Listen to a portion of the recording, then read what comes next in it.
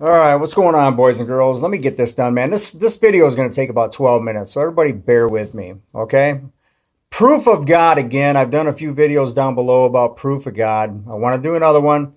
The reason I do these is because you want to show somebody that God exists, okay? For me and for most of you Christians, all we got to do is look outside and there's enough proof right there in that tree to show us that God exists. But most people are stuck in the matrix. They can't figure it out. And so we need to prove to them that God exists. How do we do that?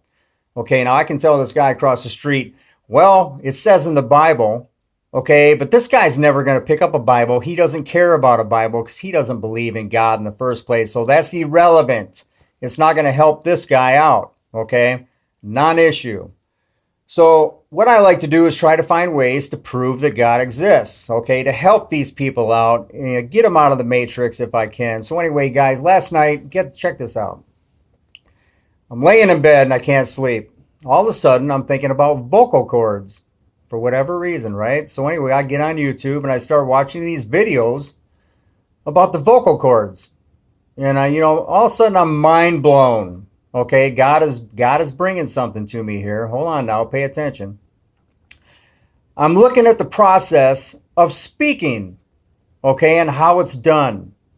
Okay, your brain, let's start out with your brain. That alone should be enough for everybody to know that God exists. Why? Because your brain is 85% water with electricity and things going on up in here that we haven't even scratched the surface of yet, but it's water. It's a computer made out of water. Okay? Let that sink into your head, ladies and gentlemen. A computer made out of water that's inside your head that controls everything you're doing right now. Okay? It's your processor.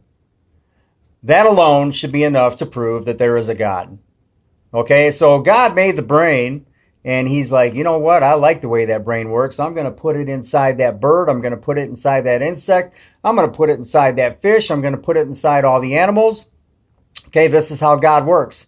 He replicates. He makes the same design. He's going to use the same organs. And he's going to put it in everything that he makes. Okay, different designs, but the same organ. Okay, different sizes. And the eyes. I'm going to get back onto vocal cords in a minute. The eyes. Another brilliant design by God. Okay, they bring in light. Your eyes are made out of trillions of cells. They send signals to the brain so your brain can calculate what it's seeing and how to respond and what to do, how to avoid danger, how to do what it's doing. Without my eyes, I couldn't look at that girl across the street and say, wow, she's good looking. God wants you to mate with women, reproduce.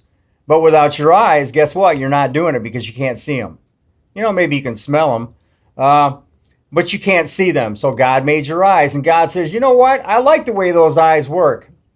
So I'm going to put them eyes into the birds, into the bees, into the animals, into the fish, and everything else because I like the way they work. And that's exactly what he did. So all these little clues that you're seeing on the design of all the creatures of the earth, on how they all possess the same things: the ears, digestive system, and the bones, and the skeletons and the internal organs. Okay, God used the same ones. Okay, so you should be able to use those clues to determine that there is a creator. Now let's get back on the vocal cords. Okay, it's amazing. Okay, I want to speak something to you guys. I want to preach a message. So in other words, now my brain is telling my lungs how much air to take in.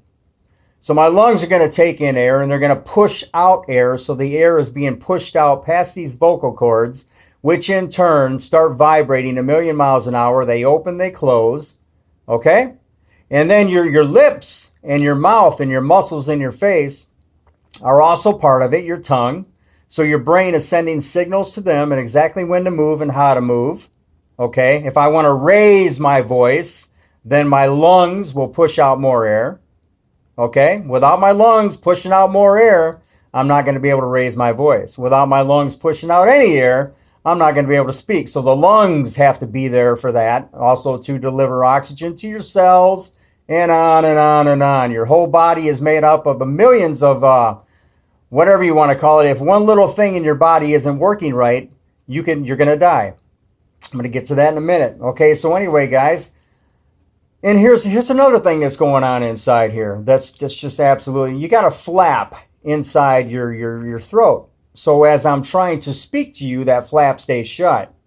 Okay, it knows what to do. Your brain is telling it what to do by muscle contraction, whatever it's doing. Okay, even this flap.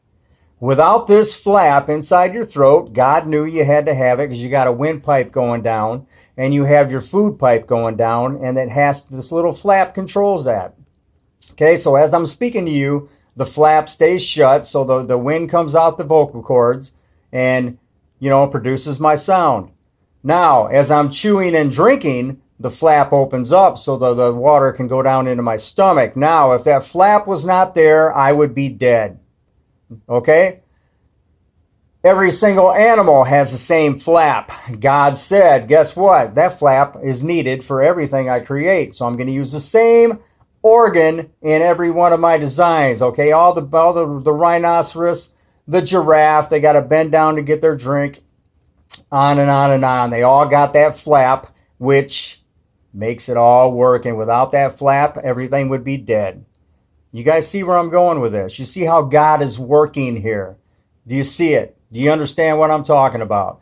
So anyway, the process of your voice is a miracle. I mean, just the way it works, with your lungs being controlled by your brain, how much air is being pushed out, your lips, your mouth, the flap, and everything that's going on in that process is just an absolute miracle. Your brain says, I need you to say this, and all this has to work in unison for that to happen. Okay? Now, after this, all of a sudden I'm thinking about extinction. Okay? So I'm like, well, what's going on now? So here I started thinking about extinction. And then God is working. He's working a message on me here. Okay, guys? So pay attention. I'm into this 7 minutes. Satanic scientists who are trying to lead you away from God, Einstein and all the rest, they're going to tell you that this bird evolved over the course of 1 billion years. Okay, so that bird up on that tree, okay, it took him 1 billion years to become that bird. Now what happens, let's say that bird eats a certain kind of berry. Okay, all of a sudden there's a forest fire and then berries are destroyed. Man comes in with the John Deere tractor and all of a sudden all them trees are gone and the berry's gone. Guess what happens to that bird? The bird dies. Why? Because he cannot eat that berry anymore. That was his main food source. That's what he was designed by God to eat. Okay? So instead of the bird flying 20 miles south or over here eating bugs or eating something else to survive, it's gonna die. Because why? Because God designed that bird to eat those berries, because if the berries overgrow, then it's going to affect the insects. It's going to affect something else. So the berries need to be controlled. That's why that bird is living. That's why God designed that bird. Okay?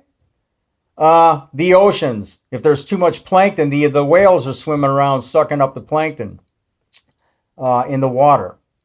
If the plankton is not sucked up by the whales and it produces too much oxygen, it's going to deplete the oxygen.